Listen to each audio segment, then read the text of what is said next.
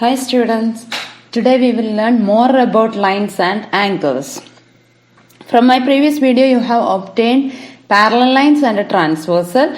Corresponding angles are equal if the lines are parallel. Alternate interior angles are equal if the lines are parallel, etc. Here in this video I am going to give some questions. That means figure is given and some measures are also given. We need to find out the remaining angles.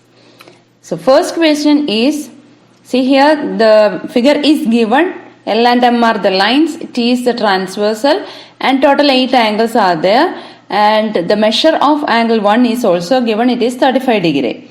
Look at the question, if L parallel M and angle 1 equal to 35 degree, find the remaining angles. See, look at the figure. Angle 1 and angle 3, they are vertically opposite angles, so their measures will be equal. So angle 3 equal to 35 degree.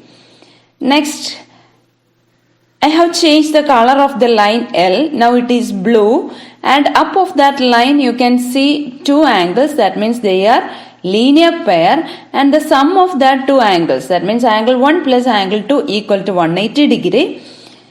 So angle 2 equal to 180 minus 35 because angle 1 equal to 35 degree. So angle 2 equal to 145 degree.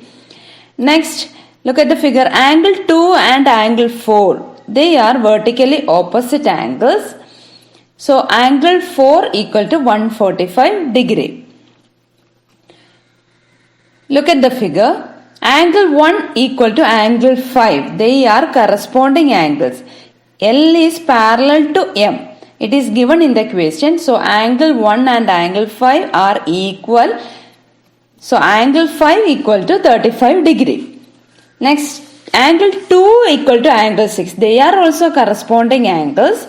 Angle 2 equal to angle 6 equal to 145 degree. Now look at the figure. Angle 5 equal to angle 7 because they are vertically opposite angles. So their measures will be equal, or angle 7 equal to 35 degree. Now angle 6 and angle 8 are vertically opposite angles. So angle 8 equal to 145 degree. Now we got all the angle measures. Moving to the second question. Figure is given. Here L and M are parallel and P and Q are parallel. We need to find the angles A, B, C and D. Total 4 angles we need to measure. We need to find out. Look at the figure. I am rubbing some portions. See here L parallel M and P is the transversal. Two co-interior angles we can see, and the sum of that two angles is equal to 180 degree. We have already learned these things from my previous video. So A plus 60 equal to 180 degree, or A equal to 180 minus 60 equal to 120 degree. Next, look at the figure.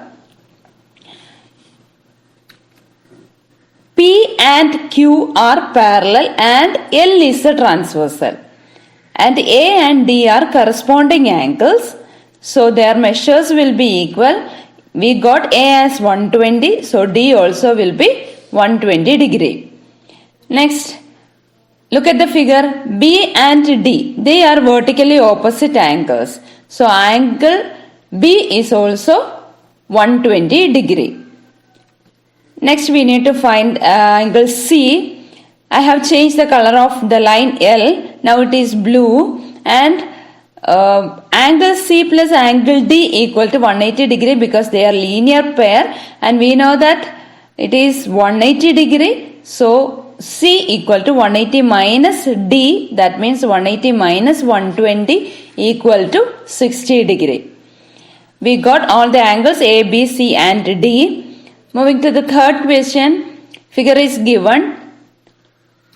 Question is, if AB parallel CD, EF perpendicular to CD and angle GED equal to 126 degree, find angle AGE, angle GEF and angle FGE. See here, look at the figure. Angle GED equal to 126 degree. It is already marked in the question. And we know that angle AGE and angle GED are alternate interior angles. So their measures will be equal because the lines AB and CD are parallel. So angle AGE equal to 126 degree. First measure we got. Next one, angle GEF we need to find out. See, look at the figure. Angle GEF plus angle FED equal to 126 degree. Angle FED is equal to 90 degree. It is marked in the question, and EF perpendicular CD perpendicular means it is angle measure is 90 degree. So angle GEF equal to 126 minus 90 degree. It is equal to 36 degree. Next we need to find out angle FGE. See, I have changed the color of the line AB. Now it is blue. And you can see two angles, angle AGE and angle EGF. They are linear pair, or the sum of that two angles is 180 degree, or angle FGE plus 126 equal to 180 degree, or angle FGE equal to 180 minus 126 equal to 54 degree. Moving to the next one, figure is given. Question is, if PQ parallel ST, angle PQR equal to 110 degree and angle RST equal to 130 degree, find angle QRS. For finding this, we need to draw a line parallel to ST as well as PQ through R. Now I have drawn, it is a construction only, it is not given in the question. So I have used another color to construct that line and name it as AB. Next, we need to find angle QRS.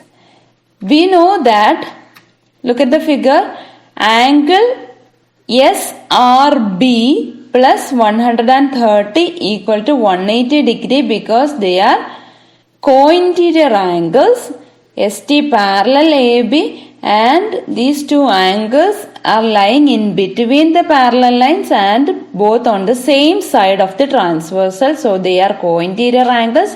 So their sum is 180 degree. So angle SRB equal to 180 minus 130 equal to 50 degree. Now look at the figure. You can see two green colored angles, angle PQR and angle QRB. They are alternate interior angles because PQ parallel AB. So angle QRB is also 110 degree. We need to find out angle QRS. For finding that, first we have to find out QRB, then subtract angle SRB from angle QRB. So we will get angle QRS. So angle QRS equal to angle QRB minus angle SRB equal to 110 minus 50 degree equal to 60 degree. So angle QRS equal to 60 degree. This is very important question. Moving to the next one. Figure is given. And the question is, if AB parallel CD, angle APQ equal to 50 degree and angle PRD equal to 127 degree, find X and Y. Look at the figure. I have run some part and AB parallel CD it is given. Now you can see two angles. One is X and another is 50 degree. They are alternate interior angles. So their measures will be equal, or X equal to 50 degree. Next, look at the figure. See, 50 plus Y and 127. They are alternate interior angles because AB parallel CD. So their measures will be equal, or 50 plus Y equal to 127 degree, or Y equal to 127 minus 50 equal to 77 degree. So we got both the measures, angles X and Y. Hope you would have understand the concept. Thank you.